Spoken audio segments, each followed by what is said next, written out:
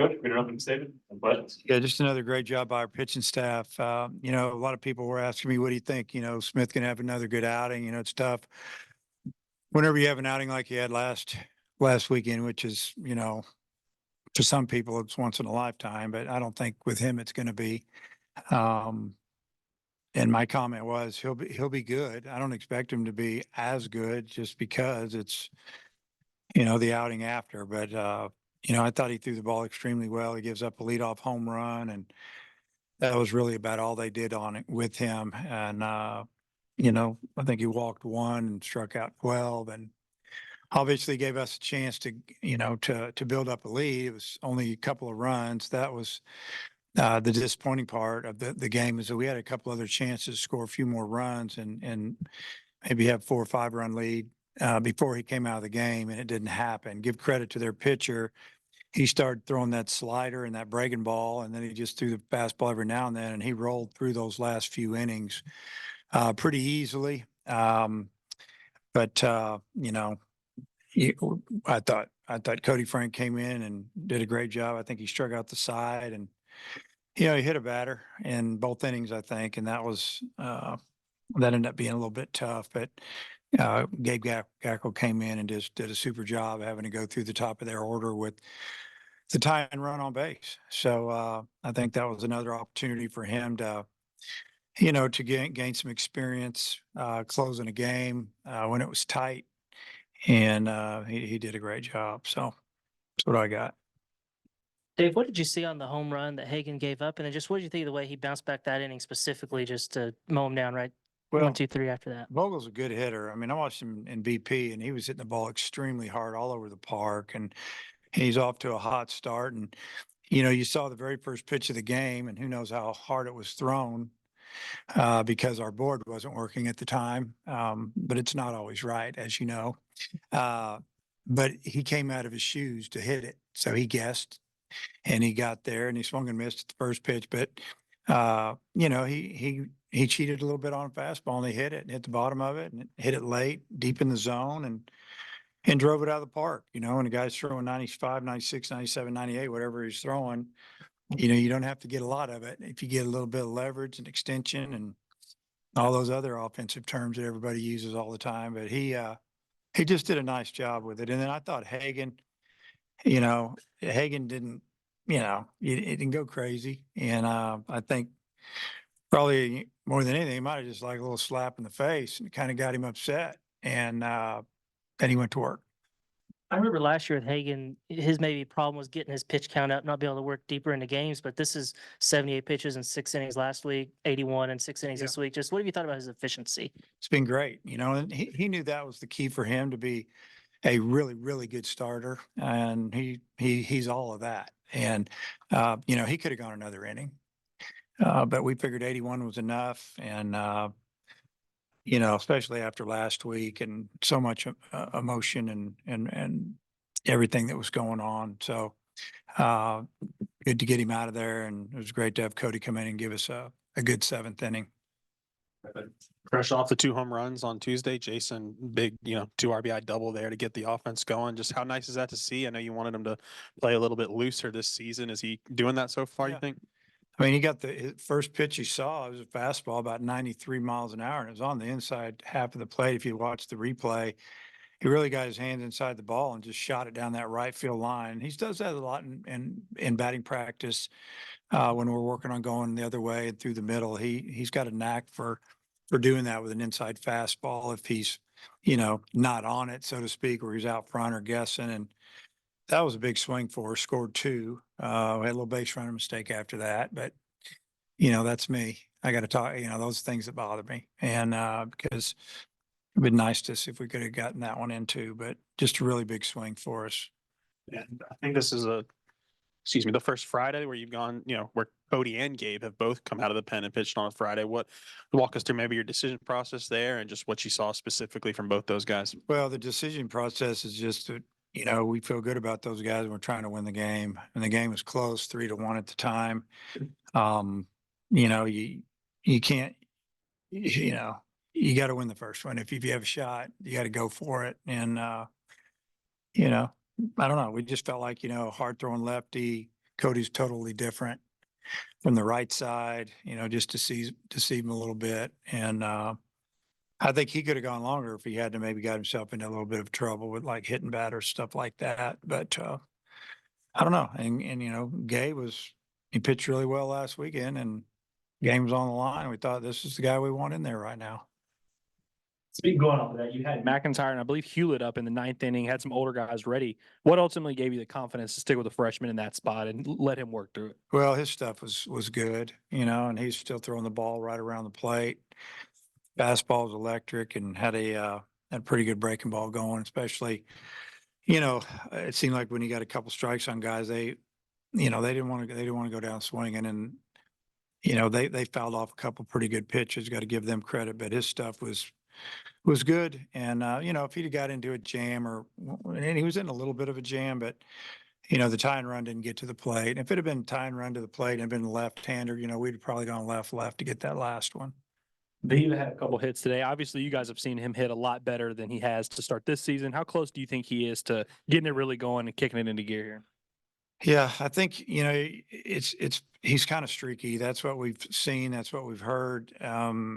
It's all about strike zone for him. If he'll just be a little bit more patient, he's going to hit the ball a lot harder, a lot more. And, it's just someone who's pressing, new, trying to do well. Sometimes you got to let the game come to you a little bit more. And, you get it. He's still young. He's sophomore. But he's going to be fine. But I just think he needs to maybe relax a little bit too, and just take what they give him, let the guys around him work, and he'll be good. What did you think of their starting pitcher, Vernon? Well, I thought he did a really good job. You looked at his numbers, and he had given up some walks, and he walked us there in the second inning, and we scored 3 runs. And I don't know if he walked us after that. I mean, maybe he did. I guess he one other time, but I don't really remember it. And I just feel like that he kept the ball away from us, and we just kept rolling over and hitting ground balls to short and second baseman played over behind the bag a lot. We finally sprayed a lot, hit that big hole they were leaving open for us, because we were getting frustrated with that, because we do a pretty good job with that. It seems like when we're working on it, and then in the game, you got to trust yourself a little bit and just take a single. You don't have to hit a homer or a double. Just take a single, let the next guy go. And I think you guys led the nation in strikeouts entering this game, had 20 more today. I mean, has it surprised you maybe the amount of strikeouts that your pitchers are getting? Well, I don't think anybody could have predicted how many we have, the last few games, because it's just been unbelievable, honestly. But it doesn't surprise me that we're striking a lot of people out. We have really good arms on our team, and they throw strikes. We only walked a couple all day, and I think that's about right. When we walked 4, and no, we walked, 2. So, when you're not walking people, you're making them swing the bat, and you got a chance striking people out when you got arms. And I think I've been asked this question a few times. We have guys that have secondary pitches, and that's what it takes. They got pitches that can get you out and get you to swing and miss. I guess speaking of which, is that something that can be contagious, like the lack of walks among an entire pitching staff? Well, I think that makes for competition amongst the other pitchers. They see that that's the way you do it. That's how you win. That's how you pitch. If you don't walk people, you're giving yourself a chance to stay in the game a lot longer, and you're giving your team a lot better opportunity to win the game. And then there's competition amongst the pitchers themselves. I mean, to me, that's the greatest competition. That's what makes you better, when you got teammates that like each other and they're competing against each other, to, not maybe walk less than the other guy. I don't think they're really having a competition so you can strike the most guys out. I think, that just happens. Kind of the same with hitters. If up and down the line, if guys start hitting, it just seems like it gets contagious, and it's kind of the way the game works. There's a lot of mental things going to this game. The roster and how old Murray State is. Yeah, they're super old. We've talked about it 2 or 3 times with the team, and I mean, starting a senior and a grad. That's their 3 starters, and then they're the guys that are in that lineup. I think they have one junior and the rest are fourth year guys, whether they're redshirt juniors or straight up seniors and a grad. I mean, they have a lot of older guys, and I told our guys yesterday, they're not going to come in here and you're not going to scare them into losing. You're going to have to go beat them. And today they didn't beat themselves. We had to beat them. It wasn't pretty, but we did beat them. And then on Hagan, so much focus on his strikeouts, but I thought that play that he made with his glove to flip to first was a big play in the game. What do you think? Well, that would have been a leadoff hit, and he got to the ball it was a perfect bunt, and flipped it with his glove, which was the play. Didn't have time to get his hand down there at the same time, and he flipped it a little bit high, stuck in the glove, and I thought McLaughlin did a good job of kind of going on top of it and going to get it just a little bit. It's probably the difference once they reviewed it. It was a tough call. We weren't sure. We felt like he could be out. We thought, hey, this is a good time to ask for them to look at it. But that was a big play. And Hagan's one of the best defensive pitchers in our league every year. Dave, I noticed Ben Bybee caught the ceremonial first pitch today. I guess he's back with the team. How close is he to getting back in the mix? Yeah. So the way that works when you have mono is you can be around the guys once you get to a certain point. And he's obviously to that point. He just can't. There's like a 21-day, situation there, and he's not to that yet, but he can be hanging around. I don't know, he's having to do most of his stuff on his own, whatever he can do. And then hopefully we can get him back with our catchers and catching, throwing and getting ready to pitch in a real game, hopefully in the next couple of weeks.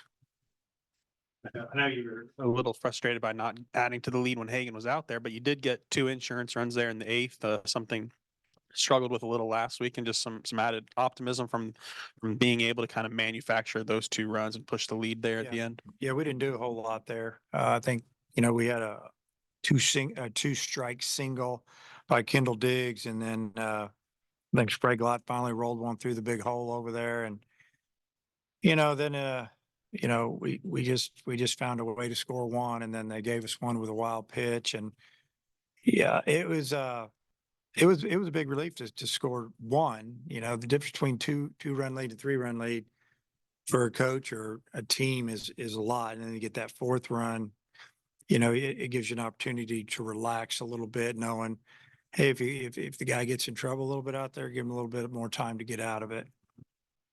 thanks for that. Okay. See you guys.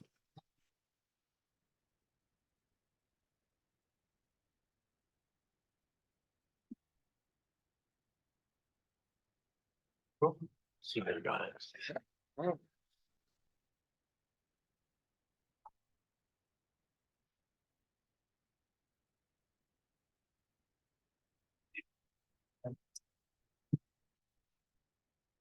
Thanks. Hagan, just another really good performance. First off, what was kind of going through your mind with the leadoff home run, and what was kind of the key to bouncing back, and nothing else for them after that? Yeah, it's not an ideal start.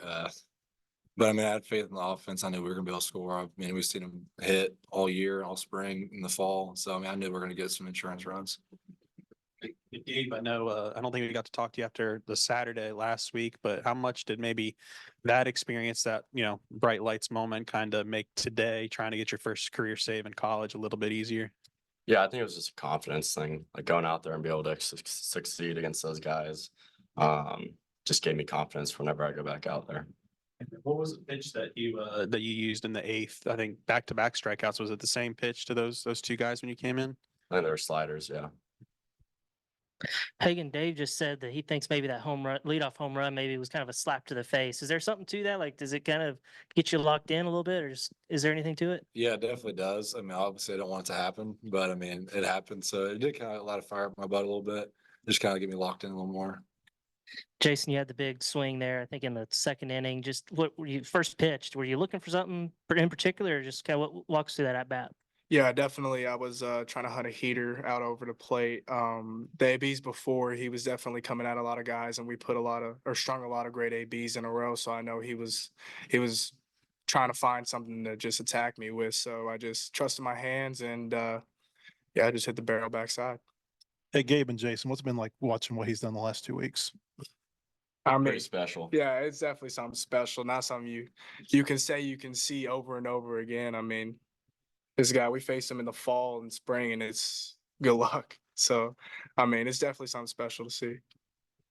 Gabe, for you, I think it was the last week of scrimmaging, similar situation to what you've seen the last couple of weeks. I think you had a bases loaded and you had Kendall and Hudson wide up. Does that prepare you at all for when you go into a game and you have so many people watching? Yeah, I think it prepared me. It's just a situation, same as the game situation. Obviously a little different just because it was a game in Arlington, but I think all the work we did all fall and all spring definitely prepared me for whatever's coming this season. And then Hagan, I wanted to ask you about Gabe. You've been in those situations, late game bases, you're loaded. What's the key to kind of staying calm in those situations, and what have you seen from him? I think he's done an awesome job. I think the biggest thing is confidence. You gotta have confidence what you're gonna throw. And then he's done a great job of it. So Hagan, you came into the day today 11th all time in strikeouts for the Razorbacks in history, and you moved up to number 7. Just just tell me how you feel about that after these last 2 starts. I guess it's pretty cool. I mean, I didn't know that, but hopefully we get up a little more. And Gabe, when you came into the game, you were tasked with runners on first and second with 1 out, and you had an 11 pitch war with Vogel, and you finally struck him out and then struck out Mercer. Just tell me what was going on, like in that at bat that for the second out of the inning. Yeah, in that first at bat, he was just battling and he was just making me work. And so, every pitch was just taking a deep breath and focusing on it and executing it. And so eventually I got him, but he was a tough out. Before this year, had you ever really come out of the bullpen in high leverage situations? Was that something you had experience doing, whether it was like travel ball or in high school or whatever? No, most of in high school I started, so it's something new, but it's been pretty fun. Has that kind of added to having to build some of that confidence in some of these outings this week, where it's just a completely different approach going into your outings other than starting? Yeah, I mean, I'd say it's a little different, but at the same time, you're just going out there and competing. So nothing really changes for my mindset. I just go out there and try to attack hitters. I guess for either of the pitchers, y'all have over 130 strikeouts as a team, as a staff. Just, is there kind of that heightened competition between you guys as the season rolls along? I guess it's definitely competition. I mean, you saw it in the fall, we all knew everybody's good on our staff. So it just kind of started then. We all competed the whole fall. And then our biggest thing is just trying to get to 2 strikes as fast as we can. I think that's the biggest thing that's helped us. Jason, can you walk us through the celebration on set? Were you doing sit-ups, crunches? Is that a team thing, a personal thing? What was that? Yeah, no. So in the moment, it kind of just all flowed, and we got a little running joke with a streamer that we all kind of watch and like, and he does like little stupid stuff like that everybody likes. So I was like, hey, let's have some fun with it.